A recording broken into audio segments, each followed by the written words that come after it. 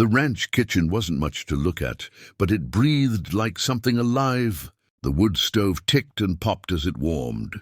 Iron pans hanging from nails clinked when the wind rattled the walls. And the scent of onions, frying in bacon grease, settled into the air so deep it felt permanent. Clara May Whitlow stood at the stove.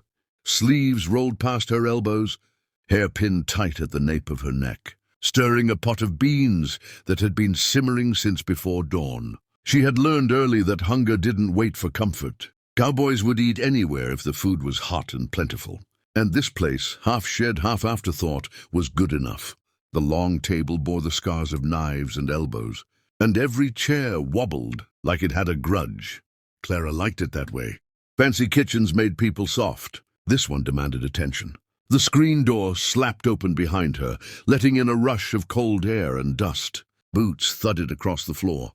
Voices followed. "Smells like it might finally kill me," someone said cheerfully. "About time," another answered. "I've been asking for mercy for weeks." Clara didn't turn around. She ladled beans into a wide tin bowl, added a slab of beef so tender it barely held together, and slid a tray of biscuits from the oven. The tops were golden, steam curling upward like a promise. "Plates are stacked," she said. "Wash your hands or don't complain if you taste dirt." That earned a few laughs. She heard the scrape of chairs, the clatter of tin cups. These men had a rhythm, arriving in twos and threes, shedding coats, slapping dust from hats.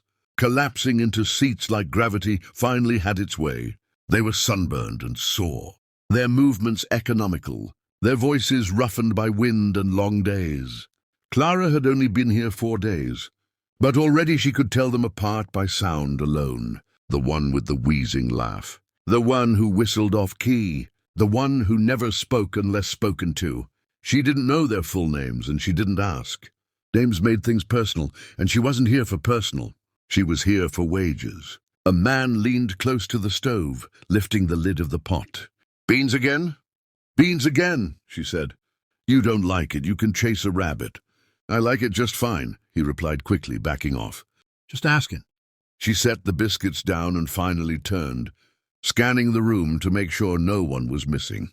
That's when she noticed the man standing near the door. He hadn't come in with the others. He stood slightly apart, hat still on his head, hands relaxed at his sides, as if he were waiting for permission that no one had given him. He was taller than most, broad-shouldered without looking bulky, and there was something deliberate about the way he took in the room.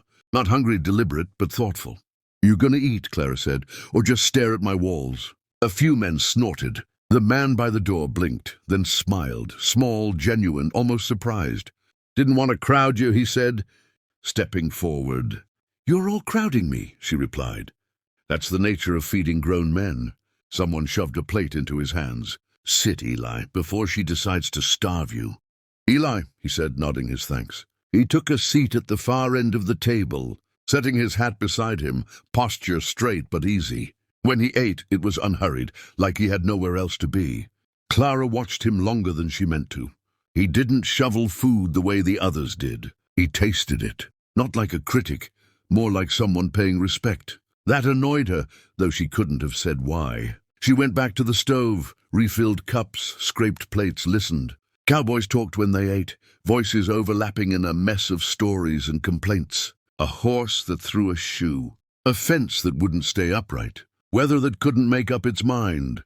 Word is Hale Ranch is pushing their boundary again, someone said around a mouthful of biscuit. "They always do," another replied.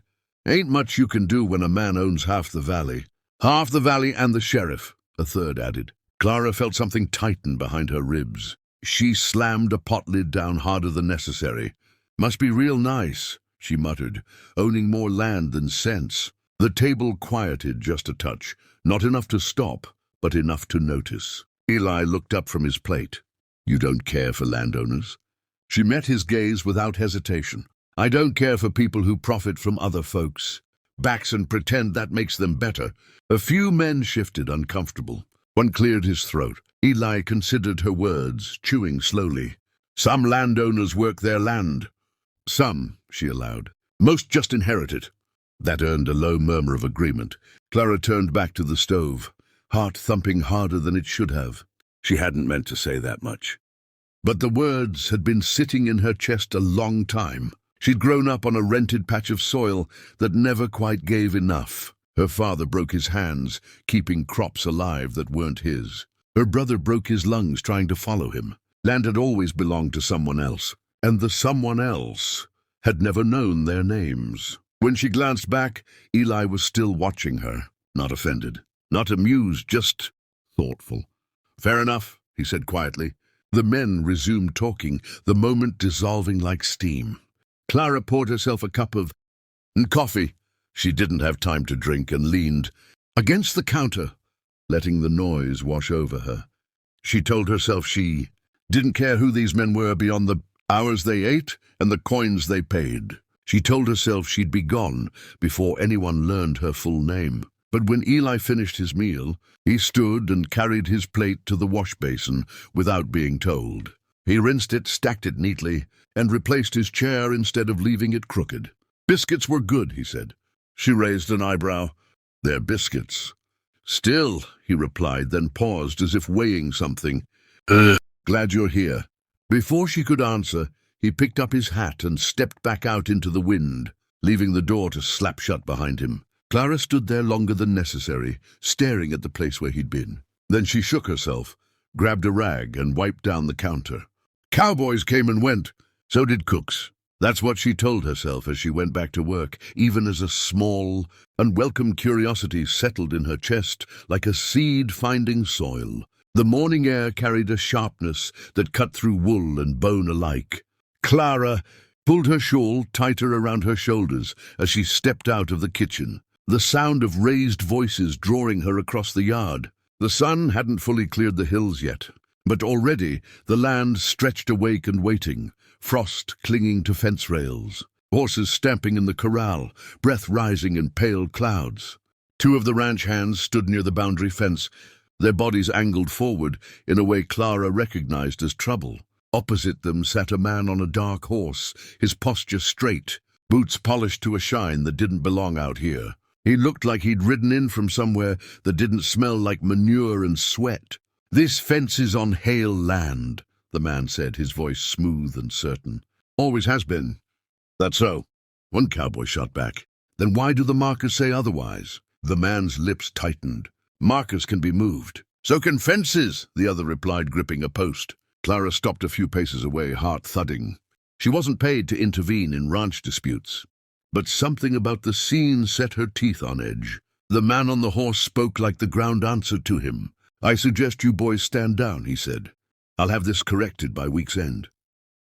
"Corrected how?" one of them asked. "By shoving us another 100 yards east?" Before the argument could sharpen further, a familiar voice cut in behind Clara. "What's going on?" She turned. Eli stood there, hat off, hair tousled by the wind, eyes fixed on the scene ahead. He didn't raise his voice, didn't hurry his steps, but the effect was immediate. The cowboys straightened. Even the horse seemed to settle. The man on horseback stiffened. "Eli, I wasn't expecting to see you out here." Eli stepped past Clara, boots crunching softly over frost-hardened dirt. "You usually don't announce yourself when you come moving fences," he said. The man bristled. "I'm well within my rights." "You were last spring," Eli replied calmly. "Before the survey." The cowboys exchanged glances. Clara felt the tension shift, like a rope pulled too tight suddenly being loosened. "The markers were checked," Eli continued. "I signed off on it myself." The man cleared his throat. "Well, as owner of the Hale Ranch, The words hit Clara like a slap. "Owner." She looked at Eli, really looked at him this time. The way he stood, unflinching. The way the others deferred without meaning to. The quiet authority that had nothing to do with volume. Eli didn't let the man finish. "Don't need to remind anyone," he said evenly. "Least of all the men who keep the place running." Silence fell, thick and absolute. The wind moved through the grass, whispering like it knew something the rest of them were only just catching up to. The man on the horse shifted in his saddle, suddenly less certain. "I was only trying to prevent confusion." "Then put the fence back where it belongs," Eli said. "Today," the man hesitated. "You're sure?" Eli met his gaze. "I'm sure." A long moment passed before the man nodded. "Very well." He tipped his hat stiffly, turned his horse and rode off. The sound of hooves fading into the wide open space. The cowboys exhaled in unison. One of them let out a low whistle. "Didn't know he'd listen that easy," he muttered. "He listens," Eli said, "when he's reminded who he answers to." They drifted away soon after, back toward their work, leaving Clara and Eli standing by the fence line. The cold crept in now that the argument had passed, seeping into her boots. "So," she said finally, folding her arms, "you own all this land?" Eli turned to her. There was no pride in his expression. If anything, there was something like apology. "Yes." Her jaw tightened. "And you let me talk like that? Every morning? About landowners?" A faint smile tugged at the corner of his mouth. "I figured I deserved it." She huffed, half amused despite herself. "That's convenient." "I didn't lie," he said. "I just didn't correct you. That's still lying in my book." "Fair enough." They stood there, the fence between them casting long shadows across the ground. Clara looked down at the earth, dark and rich, where boots had scuffed it. Land like this fed people, claimed people, broke them. "I don't cook for men who think they're better than the folks who work for them," she said, her voice steady despite the churn in her chest. "Good," Eli replied. "Neither do I." She glanced up at him, surprised. He was watching her closely, not defensive, not offended, waiting. "My father worked land that wasn't his," she continued, words spilling now that they'd started. "Worked it until his hands split and his back bent. The man who owned it never knew his name, never cared if we ate or not." Eli listened without interrupting. The wind tugged at his coat, but he didn't move. "I'm sorry," he said when she finished. Not in the empty way people said it to fill space, but like he meant it. "That doesn't change much," she replied. "No," he agreed. "But I try not to be that kind of man." She studied him again, seeing past the quiet manners, the way he carried himself, seeing the weight he bore, whether he wanted it or not. "Why didn't you tell me?" she asked. "Because you didn't come here for me," he said. "You came for the job, and I wanted you to stay because you chose to, not because you thought you had to mind your tongue." That answer unsettled her more than the truth had. She turned back toward the kitchen where smoke curled lazily from the stovepipe. "I made beans again tonight," she said. He smiled, softer now. "Wouldn't expect anything else." She took a step, then paused. "Don't think this changes anything." "I don't," he said. But as they walked back toward the ranch buildings, side by side, Clara felt something shift beneath her feet. Not the fence, not the land, but the ground she'd been standing on inside herself. And for the first time since she'd taken the job, leaving didn't feel quite as urgent as it had before. If you enjoyed this story, please be sure to like and subscribe to the channel.